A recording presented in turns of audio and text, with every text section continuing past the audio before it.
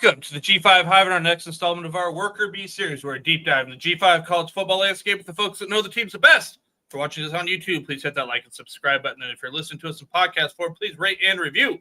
Today, we'll be heading over to Conference USA to take a look at the Florida International Panthers, who finished 4-8 last season. They wrapped up their 2025 spring practice with their spring game on April 5th. We have a special guest joining us today. He is a writer for Lemon City Live. He is the host of the official fan podcast of Florida International Athletics. He is Jake Gibson. Jake can be found on X at Pause Up Podcast.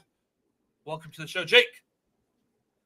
Oh my gosh. Thank you guys so much for having me. That intro has gotten me fired up. I want to run through a wall. However, they were still a long way from college football kicking off. The off season's too long. I tell you guys, it's way too long, but I'm excited to be on. I loved being on this show last year with the G5, and I'm just happy to be back talking some more FIU football. We're happy that you're back. Like you said, college football is still a ways away, so we've got to get that itch. We got to be degenerates. We've got to be talking about G5 college football, in the spring, in the summer. Here we're here in June. Jake, for those of us who are just new to turning into the G5 Hive, can you tell us a little bit about yourself and how long you've been covering FIU football? So yeah, I'm Jake Gibson. I am a writer for Lemon City Live. Aside from just FIU athletics, I also cover the Miami Dolphins, your defending Stanley Cup champion Florida Panthers, and even NASCAR Homestead Miami Speedway. But definitely one of our biggest shows at Lemon City Live is the Pause Up podcast. We began that back in November of 2022, and since then, it has just exploded. It has become an outlet of sorts for FIU athletics in a scope where there's not a whole lot that was there when we began. So we've just been happy to help share the message, if you will, of FIU football. We're actually right on the doorstep of episode 100 for us, which is going to be super exciting. We've come a long way, and we still have a lot more to do before our time is up. So it's going to be super fun this upcoming football season. A lot of hype surrounding the Panthers this year compared to other seasons, I believe. Well, first off, congratulations on 100 episodes. That's awesome. Yeah, it's been a dream come true. We've had so many incredible guests. We've had players, we've had coaches, both current and past. We've had media friends. We've had plenty of guests. We even had the president of the university on, and we definitely have something special cooking for episode 100. Can't share what it's going to be. No, it's not Pitbull, even though that would be kind of awesome for us, considering our football stadium being Pitbull Stadium. But yeah, it's been such a fun ride to get to 100, and now I can't wait for 200. That's awesome. Well, moving over to some FIU football, let's start with the offense. Yes, sir. The Panthers have hired Willie Simmons as their new head coach. Simmons spent 2024 as an assistant coach at Duke, where he oversaw the running backs. Prior to Duke, he was the head coach at Florida A&M for 6 seasons. He led the Rattlers to 2 HBCU national championships. Before that, he was the head coach at Prairie View A&M for 3 seasons. What can you tell us about Coach Simmons and what he brings to the table for the Panthers? Everything about Coach Simmons, as soon as he's gotten here to FIU, has been nothing short of exciting. And don't get me wrong, I loved our previous head coach, Mike McIntyre. Now, the way his tenure ended at FIU was very disappointing. Not to mention, 3 straight 4-8 seasons. It's just not cutting it. It's not cutting it. But Willie Simmons has made it clear, because he is a Florida guy, he is a Florida native, that recruiting in South Florida is a priority for this program. Because, as I'm sure you guys probably know, the best high school talent in football comes from SoFlo. Damn Texas, damn all those guys. I know they got great talent there, but it's just special here in South Florida. Willie Simmons has made that a priority to scout from South Florida and then go north. But what really makes Coach Simmons exciting is, like you mentioned, his success at every other level of football. He's never had a losing season as the head coach of a program, and he's been able to sustain success with far fewer resources in the FCS level, in the HBCU level. he has experience there, and he even has experience in the power conference level with his most recent role as, I believe, the running backs coach of Duke. So he is bringing notoriety. He is bringing a new face to a program here at FIU that I think definitely needed it, considering all that has happened these last few years of not getting to a bowl game. Our last one was in 2019, so it's been a pretty long time since we've gotten there. So I'm excited to see what Coach Simmons can do. He already has a coaching staff that he sort of created around him, and I think he has a solid roster as well to get us to that promised land. Well, Jake, as it often happens when you get a new head coach, that means new assistants, new coordinators. FIU is no different. Simmons has brought in Nick Coleman to be his new OC. Coach Coleman comes to FIU via UAB, where he was the OC and quarterback coach under Trent Dilfer. Prior to UAB, he spent 2021 and 2022 seasons as an offensive analyst at South Carolina. From what you've been able to see and hear, can you describe the type of offensive style we should plan to see from the Panthers this season? So Nick Coleman brought a lot of people from UAB with him to FIU. One player off the top of my head being tight end Dallas Payne, just to name one. But I think Coach Coleman is going to be a good fit here. As far as an offensive style, there's still ways to go before that is all confirmed. From what we saw in the spring game, it definitely did look a little too different from what we've seen in the past. A good mixture of letting our quarterback Kewan Jenkins just throw the ball however he wants to, and as well as pounding the rock with our running game, which I don't expect to be different at all. Overall, it's a good balance. It definitely doesn't prioritize one over the other. The passing game and running game is usually used equally. I don't think that's going to change too much considering the weapons we have at the QB and wide receiver rooms along with our running back room. So regardless, I think that Coach Coleman, I mean, we've already spoken to him on the podcast already. He's excited to be here. He said it's already been clicking with Coach Simmons and the rest of this coaching staff. So I'm just excited to see what they can roll out come week 1 against Bethune-Cookman at Pitbull Stadium. Well, let's get to the position where it all starts on offense, and that's the quarterback. Kewan Jenkins took over as the starter the second game of the 2023 season. So he's practically a 2-year returning starter for the Panthers. How did Jenkins look this spring? I'm sure you guys know this more than anybody else, but for a G5 program in today's college football landscape, to keep a quarterback with you for 3 straight seasons is pretty difficult the way the transfer portal and NIL works, especially for someone who has proven he has talent like Kewan Jenkins. I thought he was a spectacular quarterback last season, and I think he only has room for improvement in 2025. As far as how he's looked in the spring, he's taking up that leadership role of now being one of the veterans of this football program. And to have a veteran like that at the quarterback room, I think is really special. And it's something that FIU really has not had in a while. I think that he's going to be, he's going to even improve from how he played last season, which he already set a lot of records for the Panthers passing wise. And I think he could do the same thing this season. For those not familiar with Jenkins' game, how would you describe it? It's going to be weird to say he kind of plays like Louisville Lamar, but I mean, he is a scary dual threat guy. He can be accurate when he has time in the pocket, but when the pocket collapses, he's not afraid to scramble around and either make a play happen or just take off with his legs. I think that he's definitely had situations in the past where, you know, when you're a rookie quarterback, such as his freshman year, you sometimes tend to make rookie mistakes. I don't think that that's going to be too much of a problem this season, especially because last year he became more calm, cool, and collected in the pocket. There were a couple of moments last season. Unfortunately, he did get into a bit of injury trouble toward the middle end of the middle stretch of the season last year. I definitely hoping that's not going to be a problem this season, but I'm definitely excited to see what Kewan can do. Well, Shaden Peary was the backup in 2024. The staff also brought in Joe Pasansky from Holy Cross. Plus, there's several other quarterbacks on the roster. Who do you think has a leg up to kind of be that backup quarterback for the Panthers in 2025?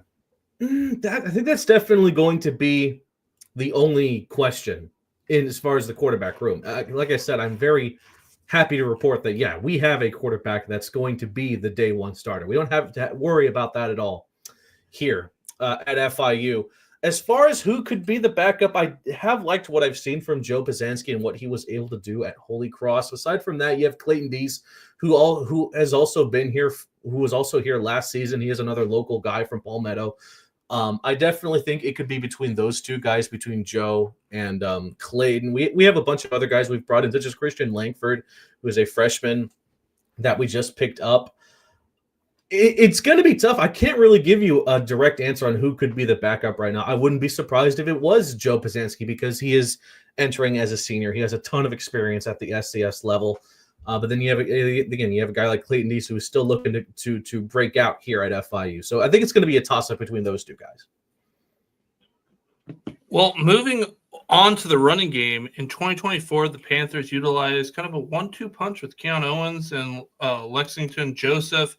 We also saw them rotate Shamari Lawrence and Devontae Lyons as well last season. Lexington Joseph has graduated. Shamari Lawrence is off to Missouri State, which leaves 129 attempts, 485 yards available for someone in this room in 2025. Right. Their leading rusher from a season ago in Owens returns along with Lyons. How did that group look in the spring?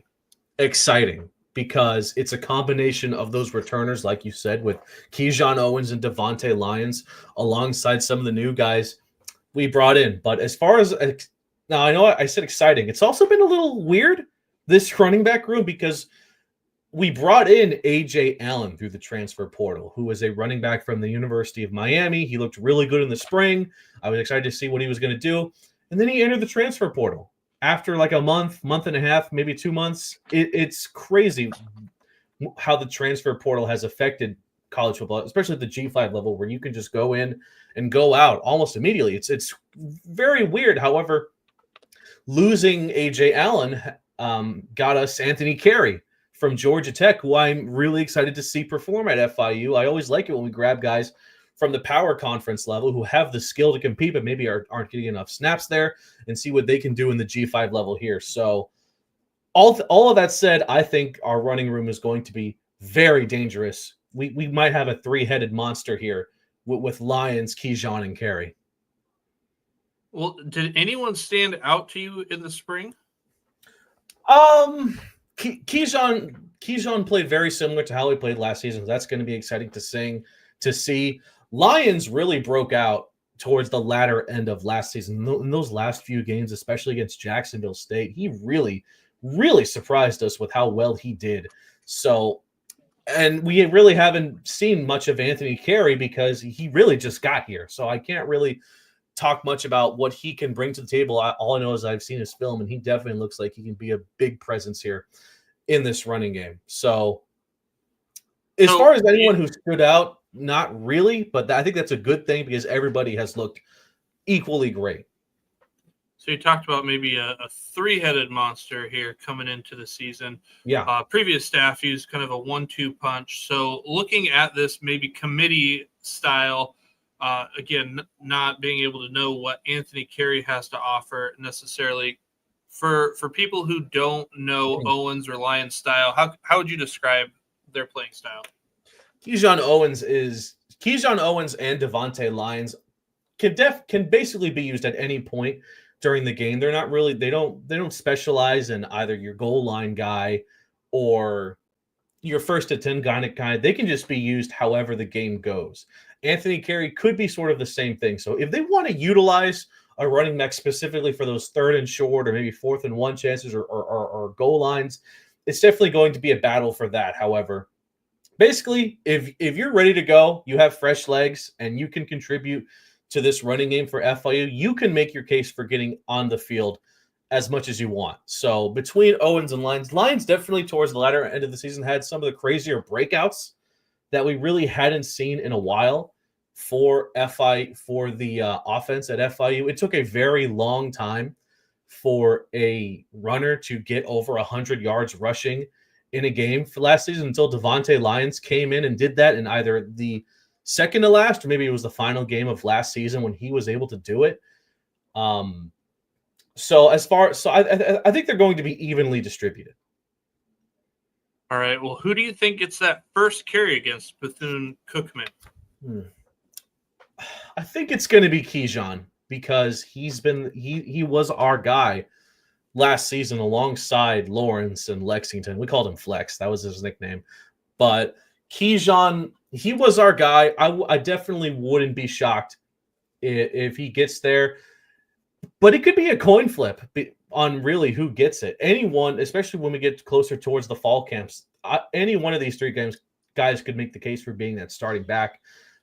Off the top of my head, I could say, I'm going to say Owens, but I could, think about this tomorrow and say, maybe Lyons could be that guy, or I can't wait to see what Carey can do. But for right now, I'm going to say Keyshawn.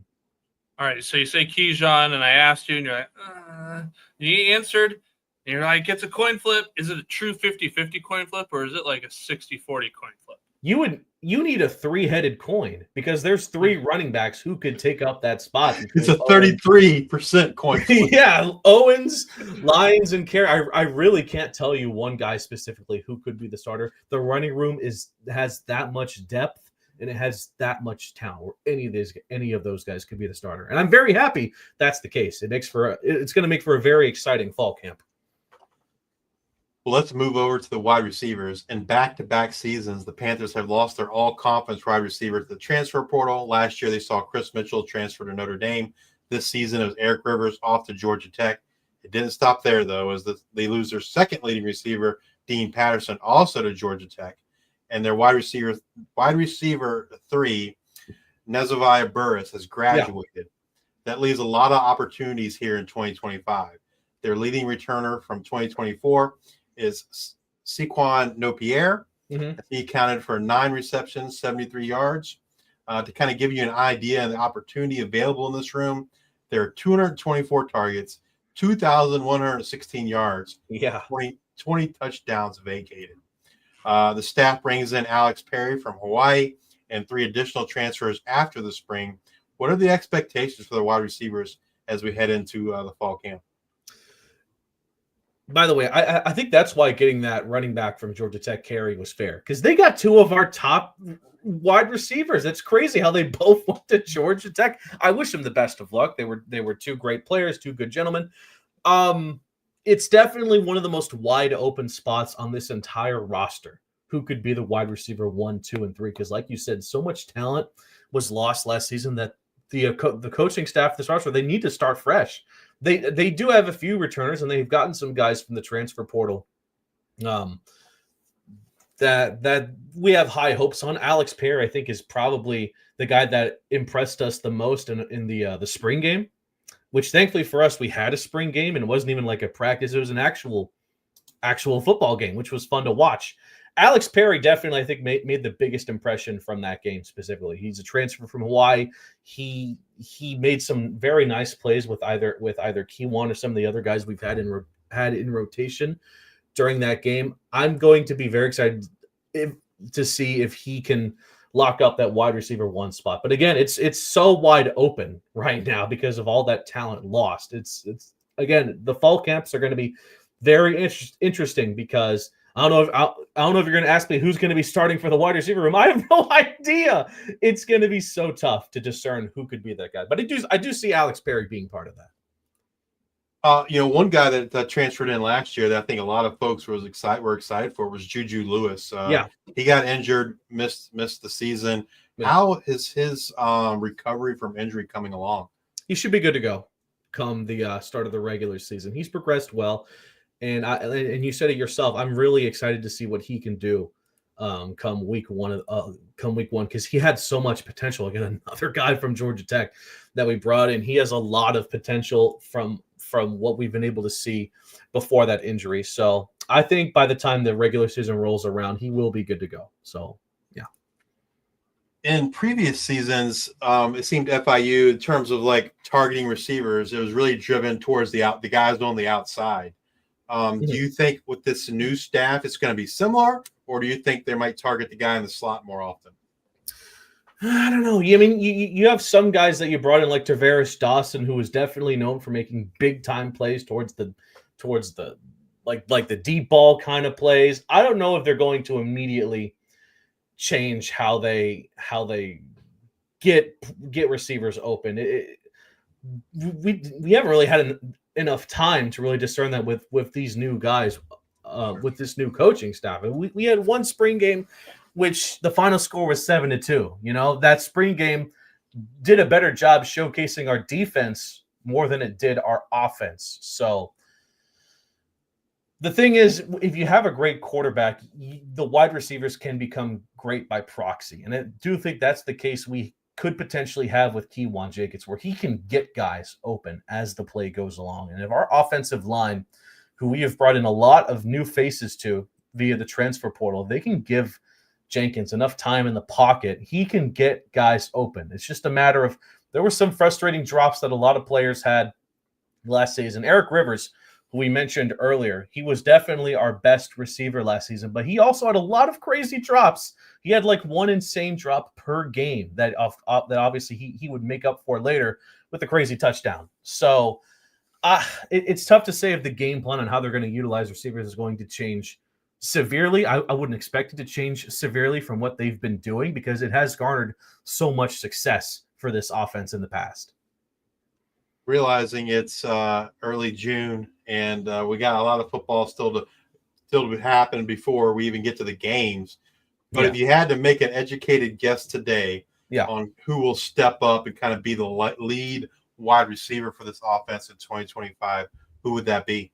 I think Alex Perry is going to be that guy off the rip, but I'm hopeful that it could be Juju Lewis as well, because that would be a great, comeback story for him. Saquon Nopierre as well. He definitely it's funny because he had great potential, but he was kind of overshadowed from those guys like Eric Rivers and Dean Patterson. By the way, FIU, kind of a wide receiver university, the way they've created great talent that unfortunately transfer to the power conference level. Eric Rivers, Chris Mitchell, even before that, you had Tyrese Chambers, and obviously maybe our greatest alum of all time being T.Y. Hilton. Yeah, you know it, what he was able to do at FIU and in the pro level. So FIU can create great wide receivers. And if I'm hopeful that the next great wide receiver could be either Perry, who we've already seen flashes of, or Juju Lewis for the story alone.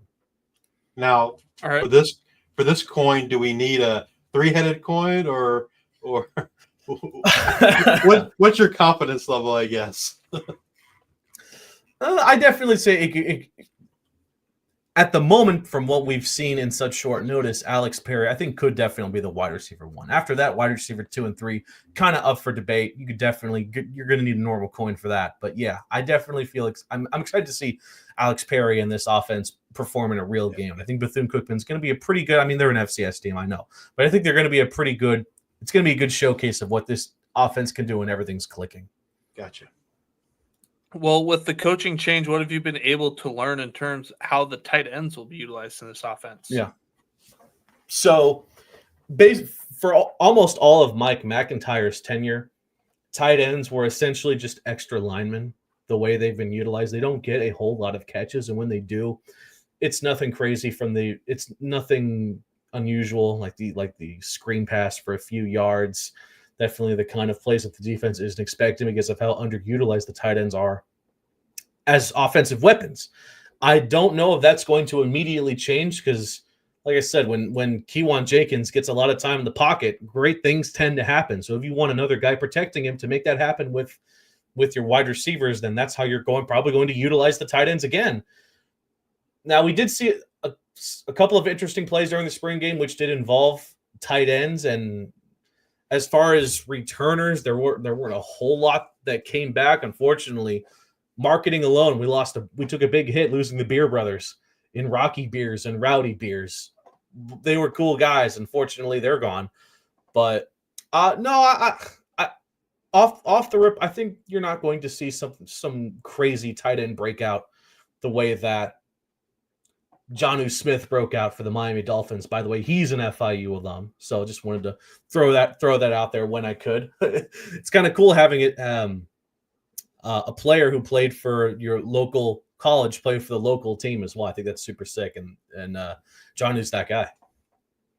Well, due to graduation or the portal, the Panthers will see every tight end who caught a ball for them in 2024. Yeah. They're gone. Did anybody stand out to you in the spring? I know earlier you mentioned Dallas Payne coming over from UAB with the OC. Anybody that you want to shout out?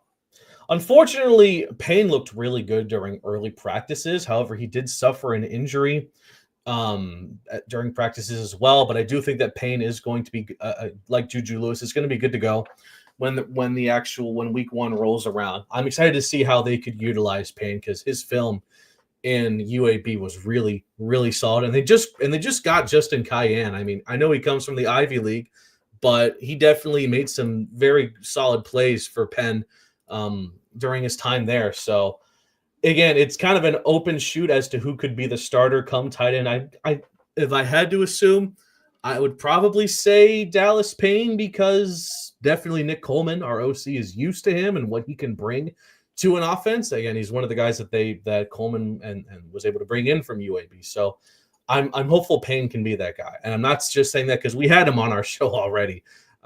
We were able to talk to him, learn his story. Well, so you bring in Payne, you bring in Cayenne from Penn. Those are seniors. You got some redshirt sophomores and a couple freshmen. Is there any of those younger guys that you look to step up in the future? Maybe not this year, maybe not next year, but in the future here. Jackson Verdugo, I think definitely could be a great guy that we could see in time. Bringing him in, I definitely think he has potential there just off of his high school tapes. He's the guy, Sean Burke as well, I suppose, but definitely Verdugo. I'm excited to see how we could use him maybe next season or maybe even the season after. You never know. But I for every offensive position except for maybe O-line, I don't know if you're going to see a whole lot of freshmen get reps in. For the returners we have and for the transfers we got, it's mainly juniors and seniors and even grad students looking for time on the field. So it's going to be tough to deny them that unless someone really breaks out in the fall camps coming up.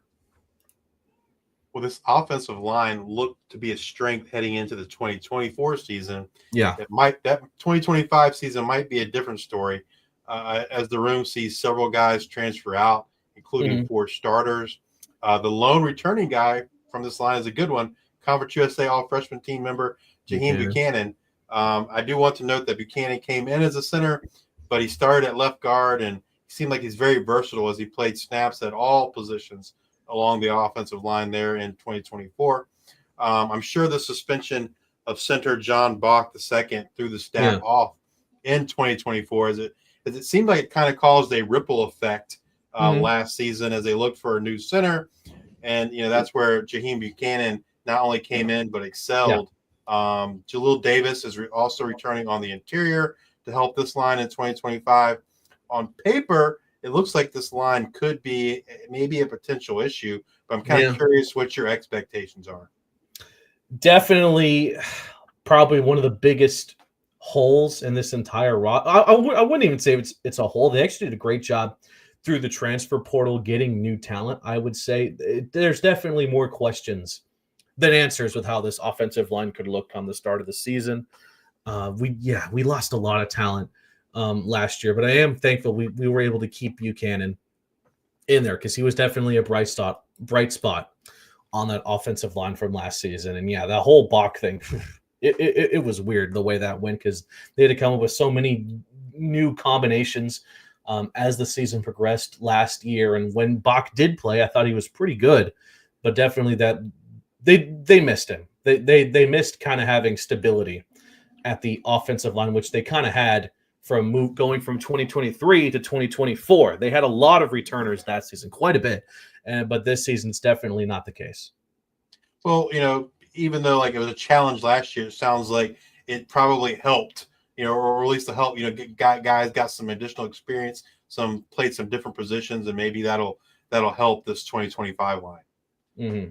Yeah, the transfers they brought in, I'm very excited to what they could provide. I mean, just off the rip, Antonio Tripp, grabbing him from the University of Miami is great. And like I said, another guy we got from UAB, Zaire Florida, I believe that's how you say it. He'll definitely be competing for a starting spot here at FIU. And they even went towards the JUCO level, which, I mean, the JUCO can absolutely produce quality offensive linemen, because regardless of what level of football you're at, a good offensive lineman is hard to come by. And Viliami, not even going to try to pronounce the last name, because it's a doozy. But the sophomore from Oklahoma Baptist, I'm really excited to see if he could immediately get a spot here in the 305 here in Miami.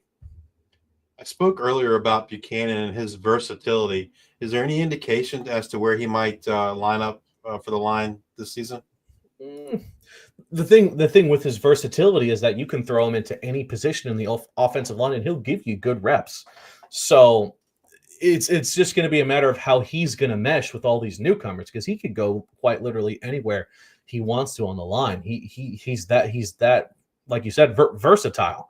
So as far as where he could immediately line up, it's tough, because he's done great everywhere he's been. The question, like I said, the question is where some of these other guys will show up alongside him. So that's definitely to be answered when we get towards the fall camps and see, okay, when we can finally determine who are going to be the 5 guys. And this next question is probably a little early, but I'll ask anyway. Is there someone you think is maybe the leader, or the other guys look to as the leader of the offensive line? Well, Buchanan is kind of an easy choice because he's been here, because he's the only guy that's back from last season. So he's kind of the default answer.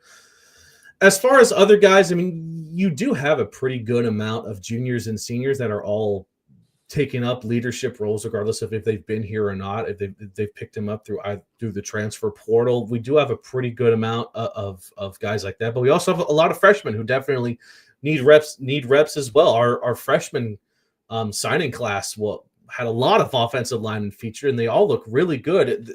I don't know if they can get reps either this season or the next, either immediately or as the game goes. Maybe you could see one of the freshmen sneak in there just to see how they do. We definitely have some games early on where they could happen, where either hopefully we're winning by a lot against Bethune-Cookman, or we might be losing by a lot against Penn State the week after in Happy Valley, where you can just throw these combinations all around and whatever sticks, and you stick to that. But I think definitely I'm excited to see how that all gets going here in the fall camps. Well, Jake, if you had to pick an offensive player to have a breakout type season in 2025, who you got? Well, I think the cheap answer would be to say Kiwan, because I think that he has the potential to break a lot of single season passing records for the FIU Panthers. I think whoever is going to be his wide receiver 1 will have a breakout season by default as well, because when Kiwan finds a wide receiver that sort of just clicks with him, they can turn into an unbelievable duo, which is what we saw last season with Eric Rivers being his main guy. I'm hoping that Lions could continue the success he had towards the latter end of last season as well, because if he can play how he played in that limited time span, I definitely think that he is going to be an insane running back in Conference USA.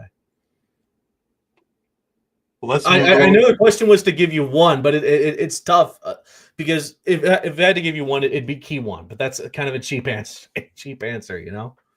No problem, man. You can give it. It's your show. You can give us as many answers as you want. We're here to. If you want to give us 5 or 6, man, we're here to hear all the potential guys that could have a great season. But let's move over to the defensive side of the ball. Yeah. We started talking about the coaching change earlier, but Javon DeWitt, as the defensive coordinator, will be entering his 4th season there at FIU. Can you kind of describe the defensive scheme that Coach DeWitt runs there for the Panthers? At surface level, it's definitely bringing a ton of heavy guys in the trenches, pressure the quarterbacks, and if they're able to get the ball away, rely on a very scary secondary, which FIU has. I think that's one of my favorite positions on this team entirely, is their secondary and what they can do for FIU. They were great last season, and I immediately think they're going to be great this season as well, just because they're the defensive back coach, Anthony Gator. He is a dog, and he can turn some players into absolutely into stars here at FIU. So basically, watch the film of FIU last season on defense. I don't think it's going to change too much from that this season, because there were a lot of games where the defense controlled the game, such as their home opener against Central Michigan, their game against New Mexico State, dominated by the defense. They created turnovers aplenty. And even in their games against Liberty, where they lost in overtime, the defense really kept that game close for them. So I definitely think they're not going to shy too far away from what worked for them last year. Well, let's dig into this defense, and let's start with the guys up front along the defensive line. This unit looks to be strong in 2025, while the Panthers will look to fill the void of Jeremy Passmore, who has been the guy on the interior. Giovanni Davis off the edge and rotational guy. Jamarion Solomon. This group has a lot of returners, but no one bigger than Keegan Davis and Eddie Walls the third off the edge. The duo combined for 55 pressures and 8 sacks in 2024. I like what the Panthers, have returning off the edge. Plus, they add 3 transfers from the P4. The interior has returners, guys who have had some playing times. But I'm curious how this interior is shaping up. I think it's going to be good. I don't know if we've seen enough from the newcomers yet to say it's going to be great. That's just, time is going to have to tell from that. But definitely you bring in a lot of returners like Jermaine Carter, Quaylen Hill, and none other than Keegan Davis. I definitely think he has a case to make an all-conference team if he can sustain the success that he had in droves, I would say, last season. But I think they did a pretty good job via the transfer portal with bringing in new guys here. I think they could have done maybe a little bit better, and that's not to say that I don't think they did a good job, but they feel like they bulked up their offensive line more than they did their defensive line, when it probably should have been a bit more even, because definitely we lost a lot of big guys, like you had mentioned, on the defensive line, like Passmore, to name one. He was so important for this defense last season as being one of the guys that can cause pressure to the quarterback, make a silly play, and that's where your secondary comes in, steals the show. But I'm going to say the defensive line is in a good space right now. I just don't know how amazing they can be when just comparing it to what we saw last year. Is anybody standing out in the spring there on that line? Keegan has looked pretty good so far. Definitely Jermaine Carter, I think, had a pretty good spring game. Quaylen Hill, I mean, he is a redshirt senior. He's really wanting to make the most of his time here this season. I would love to see him shine bright and definitely secure a spot starting. But we've brought in a lot of players recently to the defensive line room that we really haven't seen get a whole lot of time, either in the spring game or even before or right after. So it's going to be tough to say immediately like who could be the starters in the trenches, aside from some of the obvious guys like Keegan, who we talked about already. Who do you feel in this room is ready to make that jump here in 2025? I think there definitely are a lot of players with opportunities, but like I said earlier, the fact that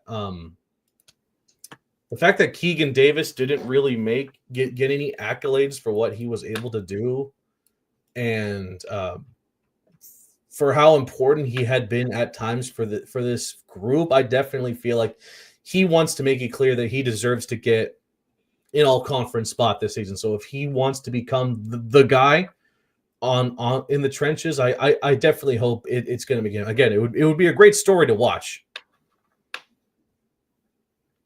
Well, moving over to this linebacker group, they lose their top 2 linebackers from a year ago. Probably none bigger than first-team all-conference linebacker Travion Barnes, who's off to Baylor. They also lose Elijah Anderson Taylor, Percy Courtney Jr., Dwight Nunu, and Josiah Taylor return as guys who saw some time in 2024. Percy played in 8 games, while Dwight played in 4 and Josiah played in 2. They also added Johnny Chaney Jr. from Colorado. Before we get to what happened in the spring, we also can't overlook what happened early last season, following the loss to Indiana, where senior linebacker and team captain Reggie Peterson announced he had decided to end his football career. He had mentioned that what was once a passion had turned into a job that he no longer found joy in. Right. How did that situation kind of affect the team, you think, in 2024? It's still disappointing to see how Peterson's time at FIU ended. Prior to last season, I thought he was going to be the best player at FIU. I thought he was going to be the anchor of the defense, and that didn't really come into fruition. I think losing him hurt the team dramatically, and definitely everything that transpired regarding head coach Mike McIntyre and his relationship to Reggie Peterson also hurt the team dramatically towards the latter end of the season. And obviously, looking back, it was definitely wild to watch as someone who covers FIU football to see that all transpire. And then obviously Mike McIntyre was eventually let go. Losing him hurt quite a bit. And I think he had potential in droves.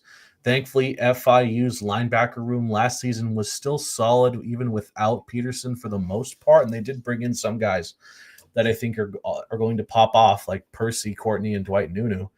But I really wish Peterson was still here. But I totally understand his decision, and definitely everything that he talked about involving head coach Mike McIntyre was definitely, it still is shocking looking back and reading it on what he dropped. He wasn't the only player to speak about his relationship with McIntyre, but definitely his was the biggest, and I think maybe the most outrageous on what he talked about. But yeah, I still miss Reggie. He was a friend of the show as well. Well, getting back to the 2025 season, losing Barnes and Anderson Taylor, those are two big losses. Mm-hmm. What do you or did anyone step up in the spring, or is there anyone you think that's ready to kind of be the next great linebacker there for FIU? Travion Barnes was so good last season. You definitely mentioned it. He had some absolutely amazing games. Broke some records along the way.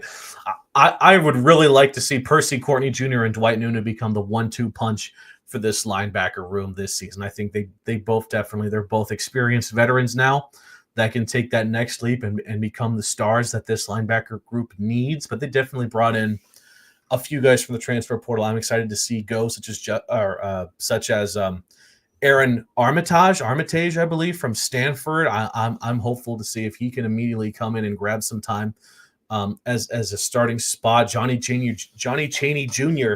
from Colorado also has potential from what I've been able to watch. I'm hopeful that they can go and compete for a starting spot in the fall camps.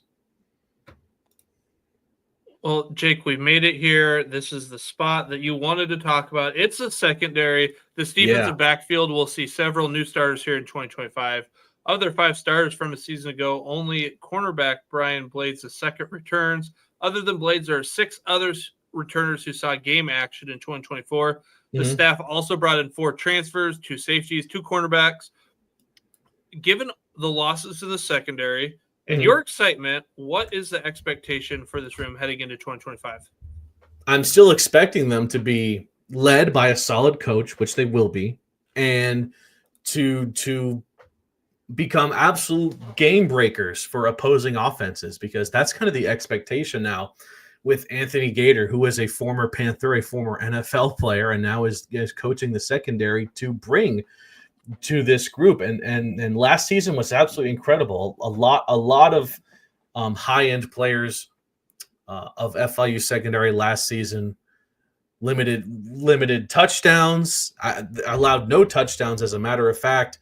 And then definitely one of those guys that was one of the leaders of the group was Brian Blades, and now he's returning to definitely finish off his season here with FIU on a high note. I was able to ask Blades during the spring camps why he stayed. He definitely had the resume to enter the transfer portal and see where he could go, but he told me plain and simple it was because of Coach Gator and what he was able to tell him to convince him to stay. He's a great dude, and he's definitely a player's coach. because he's seen and done it all. He's played in college, he's played in the pros. He knows what it means to be a great player on this FIU secondary. So I'm very happy Blades is back. I definitely think he could again be a star here for this group, and I definitely still have high expectations for that unit. Well, that's pretty lofty because we got first team all conference safety JoJo Evans. He's off to Louisville, so who's primed to step up and take his role? I loved JoJo Evans, although he was kind of a troublemaker at times, was ejected a few times last season for targeting, but it's going to be tough to immediately find a spot there at the corner position. I definitely think between Blades and Victor Evans, they both could definitely make a case for being that guy that can lead a squad. But then as far as transfers, he has a tough first name. I believe it's Jay Avion Celestine. His nickname is G7. That's what everyone calls him here at FIU. But definitely either one of the two big-time returners in Blades and Evans or G7 could definitely make a case for becoming that top guy. All right, so Jake, all your wishes, all your dreams come true. There are a lot of new starters in the secondary, but let's just say this unit is dominant. It is locked down. This defensive secondary is dominant because who stepped up big? I'm hoping Demetrius Hill could be one of those guys that steps up big because Demetrius Hill has a great story. He actually began his collegiate career at FIU, transferred to Illinois, did not see a whole lot of action, and did battle through some injuries, but now he's back in his home turf here at Pit Bull Stadium. And I'm really hoping he can basically have one final ride as one of the biggest playmakers here that we have. And definitely don't steer away from guys like Antonio Patterson and Shamir Sterling, who had absolutely baller games last year for FIU. But I think definitely these between the safeties and the corners, there's so many names here that I feel really excited to see pop out and have absolutely insane seasons for FIU. You could just throw a name out of a hat, and I definitely think he not only makes a case to be a starter, but could make a case to be one of those guys who, like I said, we actually worked with FIU last season to make a graphic talking about all the guys that had multiple deflections, pass breakups, no interceptions, no touchdowns allowed against.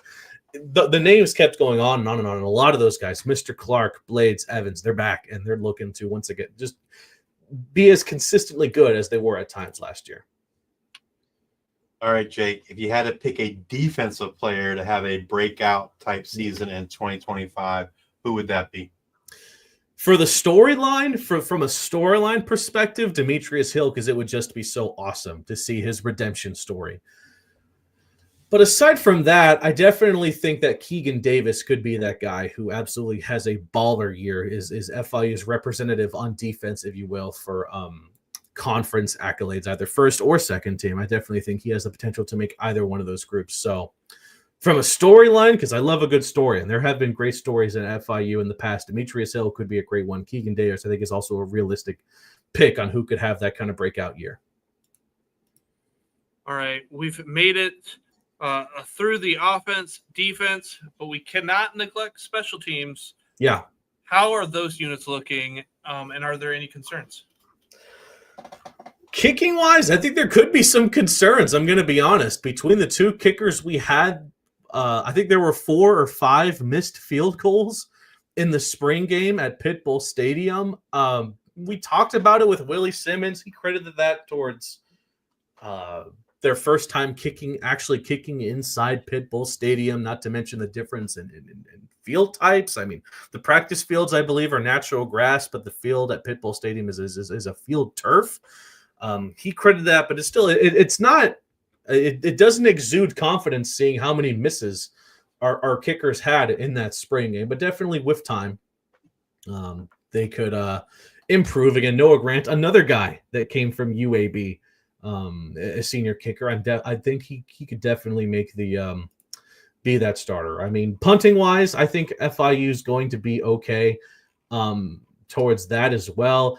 His name is I can't remember his name right now. We actually lost our long snapper who we've had for a very long time, to FAU. He went to FAU, and the fact I can't immediately remember his name is crazy because he's been here for a long time. If I think about it, I'll probably blurt it out unless I can sort of recall it right here. But yeah, Jackson Lee, that was his name. He was our guy at long snapper for years and years, and now he's an Owl. So anytime something FAU related happens, I hate it because you're an FIU fan, you're kind of obligated to dislike the Florida Atlantic Owls. Once conference rivals, now they play in the American, but thankfully that's still a non-conference game because it's a big rivalry, I would say, between us and them. But getting back on track,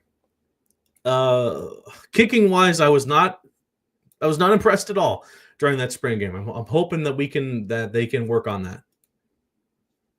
Well, now that spring practice is over, which position group or groups do you think is the most concerning heading into 2025? The wide receiver room isn't concerning because I think there's going to be good talent there. It's just definitely maybe the biggest position where I really can't tell you who's going to be the starter come week one. But same thing with offensive line. They brought in so many new guys that I think could have potential, but we're just going to have to wait and see who's going to be the guy. It feels nice for a change to not have concern in the quarterback room. That feels great. On defense, I think our secondary is going to be fine. Defensive line, definitely, they lost some big time playmakers as well. Excuse me. So I'm interested to see who's going to be the starters for that room as well. Well, Jake, in today's age of NIL, revenue sharing, the transfer portal, how has that changed FIU's recruiting philosophy?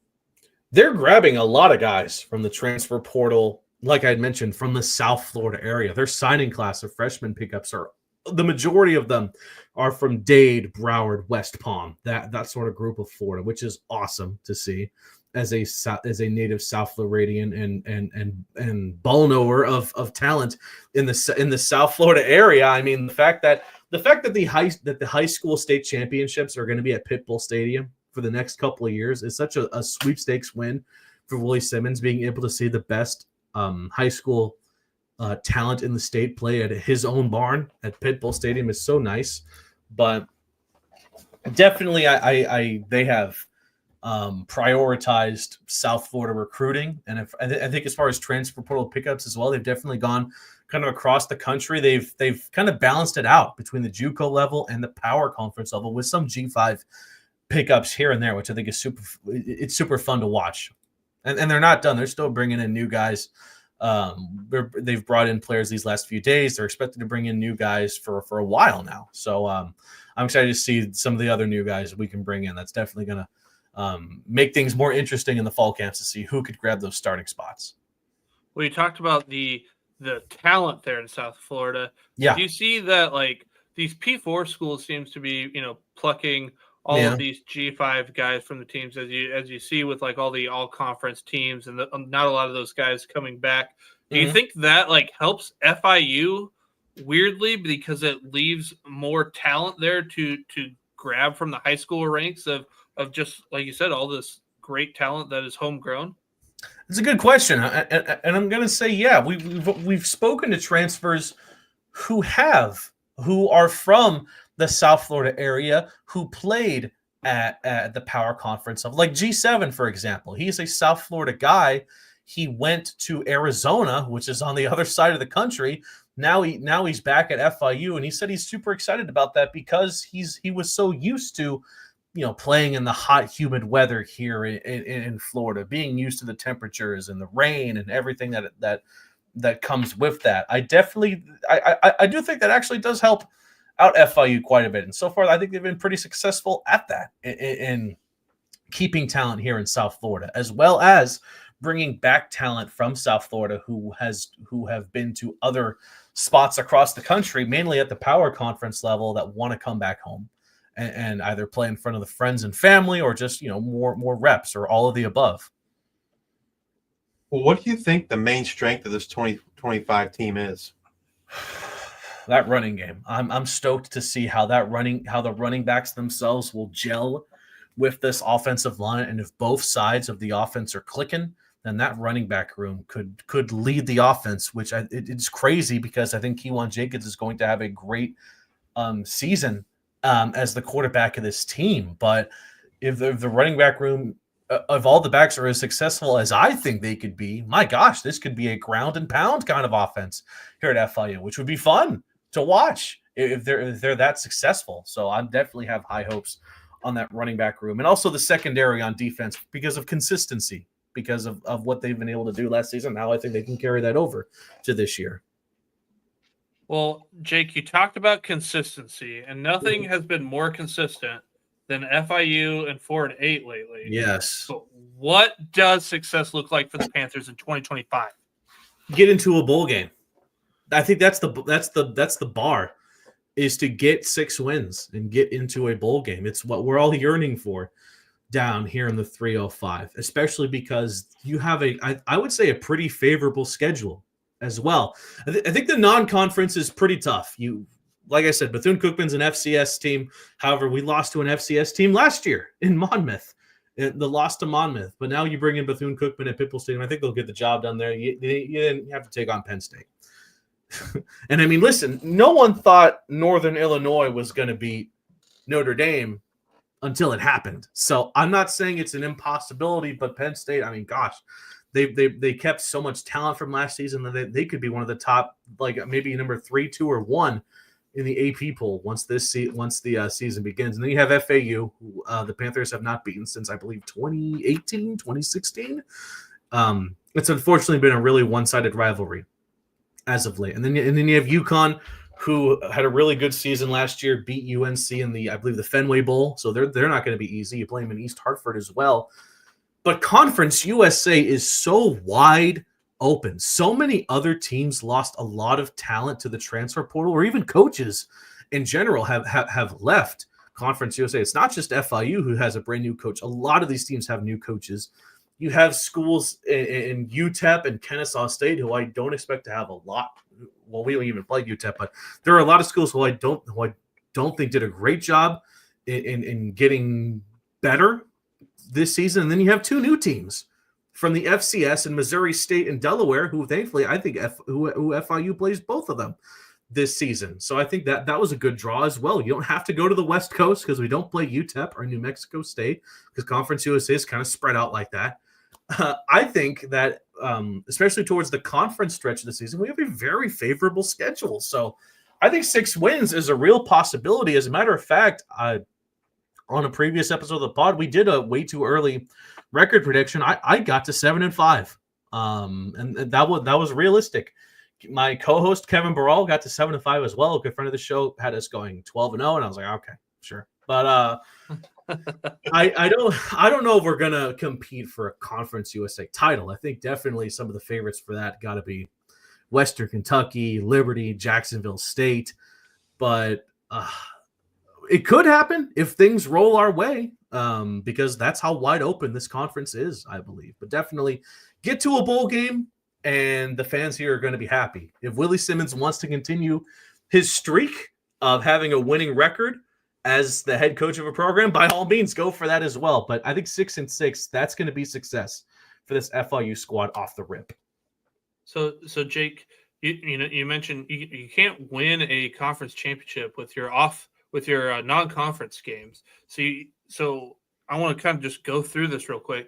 Where's the tough part of the schedule that you feel like, okay, this is a pivotal point in this conference schedule? You got Delaware, you go to UConn, go to Western Kentucky, at home against Kennesaw State, go to Missouri State, go to Middle Tennessee, Liberty comes to your place, Jacksonville State comes to your place, and then you finish on the road at Sam Houston. Where's that tough, pivotal part of that schedule? Yeah, it's the last 3 games. As soon as the Middle Tennessee game ends, you have 3 of the best teams in the conference being Liberty, Jacksonville State, and Sam Houston. Thankfully, 2 of those are at home, being Liberty and Jacksonville State. You're going to end up on the road against Sam Houston State. I would like to mention that one part of the schedule I really don't like is the UConn game, because our 2 bye weeks are before and after that UConn game, which is very weird how that happened schedule-wise.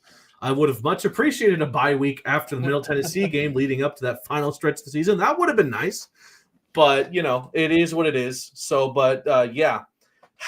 First of all, the Western Kentucky game after UConn is going to be a great test of where FIU stands, because you're going to have to go on the road to Bowling Green and take on who I think is going to win the CUSA title when all said and done. So if you look good against them, that can set you up for a great latter half of the season. But whether FIU finishes 4-8, 5-7, or 6-6 is going to be determined by those last 3 games of the season. The final game against Sam Houston could determine. That could be the determining game if FIU is going to go bowling or not. And I wish it was at home, but it's not. It's going to be in Houston. And funnily enough, not at Sam Houston's football stadium.